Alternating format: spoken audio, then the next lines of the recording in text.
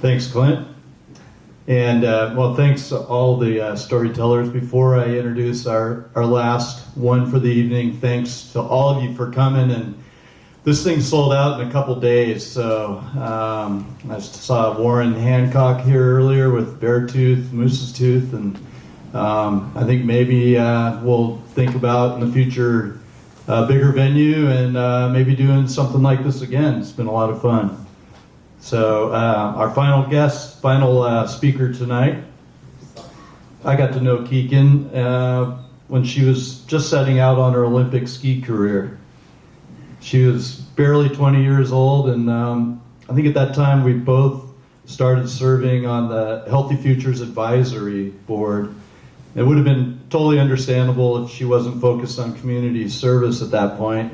She'd just come off her first Olympics, and she had a big ski career ahead of her. But there she was, squeezing in school assemblies, headlining our jamborees, and just showing up omnipresent at felt like every running and ski event in town, and just being there with the kids. It was really incredible to see. She even helped me set up, I don't know if you remember this, our first website. She was incredible. She was everywhere, and she could do everything.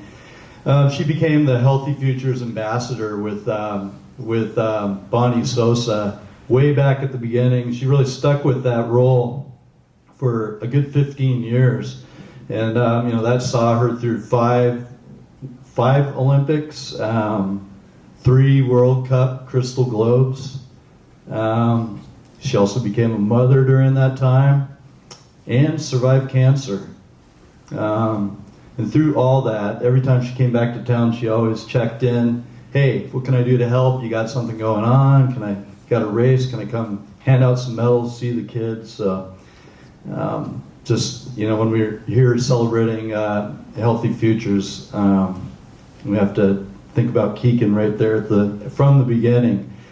She was inducted into the Alaska Sports Hall of Fame at a young age. I think our selection panel looked at that and said, she's pretty young, but honestly, we just really couldn't keep her out. This didn't make sense to keep her out. It made for great ongoing comedy. Kikkan would be overseas racing, and she'd come back, and I'd invariably get a text saying, hey, I just went through the enshrinement gallery at the airport, and it looks like you need to update my resume on the portrait.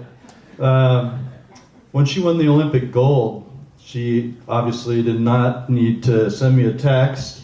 It's going to go down as truly one of the greatest moments, not just in Alaska sports history, but Olympic history. Tonight, Kikkan's going to tell the story about the gold medal that almost didn't happen. Kikkan Randall.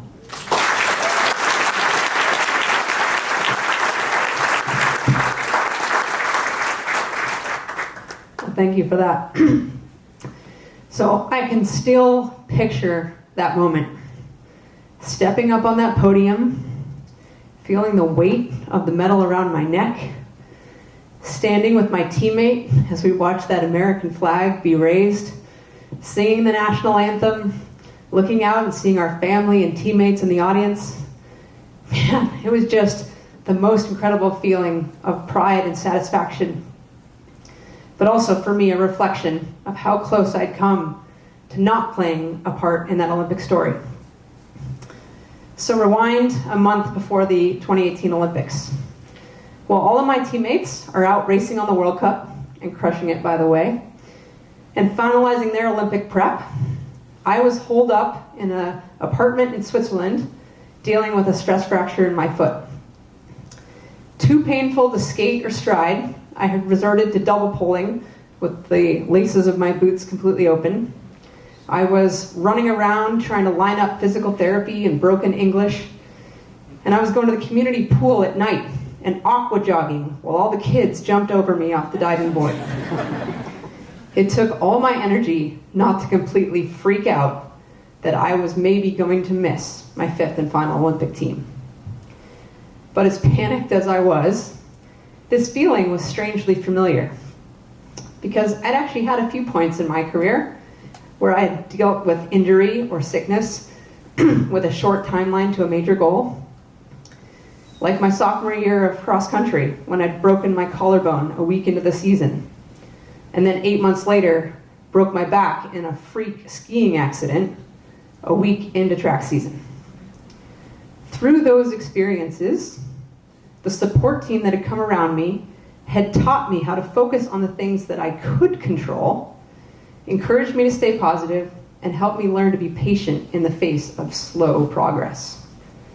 I had also learned the importance of valuing your effort over putting all your worth on a result.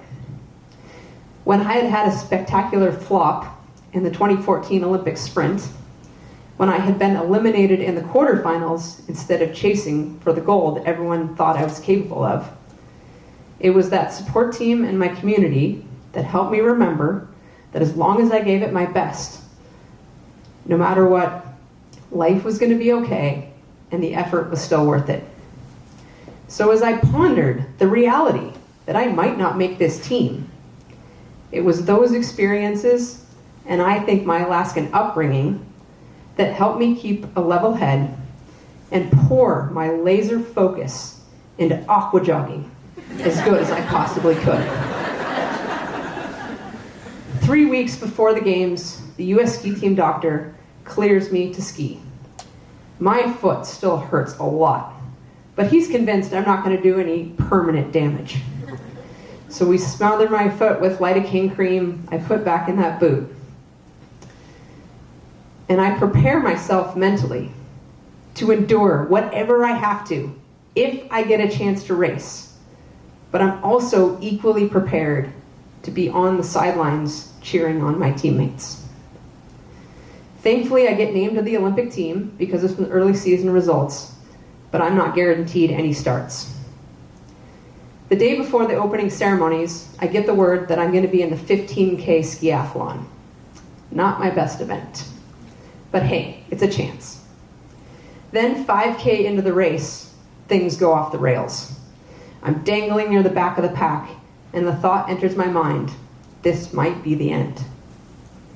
But then, determined that if I'm going out with a bang. I grip my teeth, and I claw back a few places to the end of the race. It definitely wasn't pretty, but it was enough that they gave me another chance in the 10K. 10K is not perfect as well, but it goes a little bit better, and I'm showing improvement. So the coaches give me a chance to race leg number 3 in the 4x5K relay. While we finish out of medal contention in 5th, I find a little bit more speed on that third leg and show that the trend is in the right direction. But now we have an agonizing 4-day wait until the team sprint.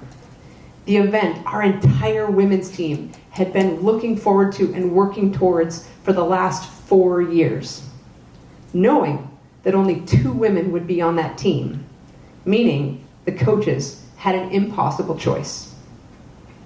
Now, Jessie Diggins had been skiing incredible that week, so we knew she was going to be one of those 2 spots.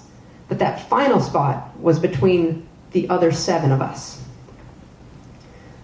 Now we're 48 hours before the team sprint. It's late at night. I'm sitting in the athlete village with my teammate, Sadie Bjornsson, when the coach walks in the room. And you can see from the look on his face that they finally made their decision. However, he goes into an exhaustive explanation of the process that they've used to select the person that they think will put us in the best chance. Goes on forever. But when he finally announces their decision, they've chosen me to be on the team with Jessie. Now I am hearing the most incredible news. I get one more chance to represent my team and maybe fight for a medal. But at the same time, my teammate has just heard the opposite news. Without hesitation, she turns to me, looks me straight in the eyes, and says, I believe in you as much as I believe in myself. What can I do to help? I can't imagine how hard it was for her in that moment. And yet her first instinct was to support a teammate. And to this day, that is the most amazing gift I've ever had from a teammate because it made me believe too. So going into that Olympic race, I was more nervous than I'd ever been. But I was also the most inspired because I knew that as long as we went out and skied with everything we had and we skied brave, we would walk away with our heads held high. So I think you all know how that race went. For 6 laps, we skied stride for stride with some of the best racers that had ever been in the sport. There were a couple touchy moments, but we stayed in it, and with 50 meters to go, I'm standing behind a line of photographers watching my teammate go head-to-head with the Olympic champion from Sweden, and somehow she finds another gear, lunges for 0.19 of a second, and wins America's first ever gold medal.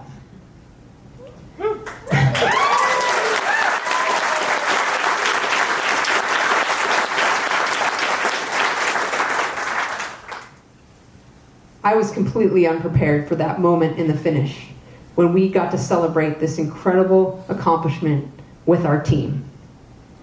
And to be able to celebrate it all together was even more incredible than I could have ever imagined, because it took incredible dedication, sacrifice, and belief from every single member of that team, whether you're an athlete or a coach or the family. Everybody had put it in, and we had finally done it.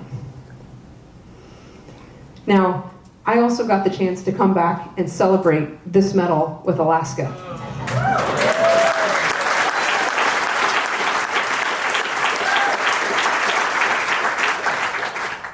And I hope that I have been able to relay the gratitude to everyone, many of you here in this room, who played a part in making this happen. Because I believe that it was growing up here that got me to the starting line, that to inspire the joy of movement and physical activity. I am so incredibly grateful for her vision and her belief, and so proud to have played a small part in the success that Healthy Futures is today and the impact it's made. And now, as a veteran, I get to sit back and watch the next generation of healthy heroes raise that bar and inspire us all. Thank you.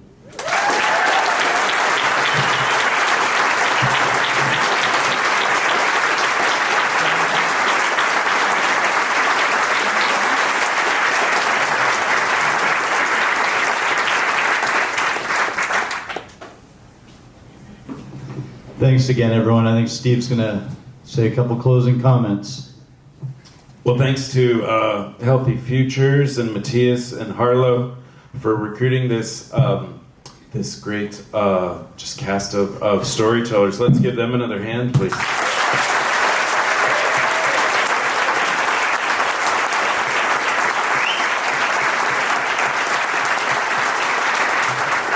We want to wish you a happy holidays. We'll be back here for Trail Tales in January with the Chugach Park Fund, and then in February with Bike Anchorage during Winter Bike Fest, and hopefully a couple more shows after that, so stay tuned for more details there. I'm going to invite these storytellers to just stand up and stay put for a second so I can get a picture of all of them together, but we really want to thank you all for coming tonight and supporting Healthy Futures and just listening to all these great inspiring stories. It was a lot going all over the world. Thanks, Nancy.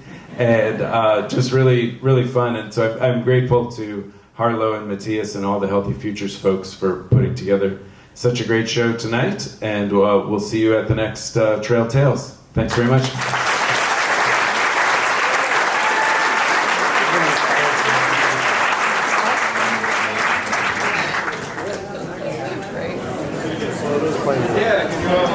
I've been watching the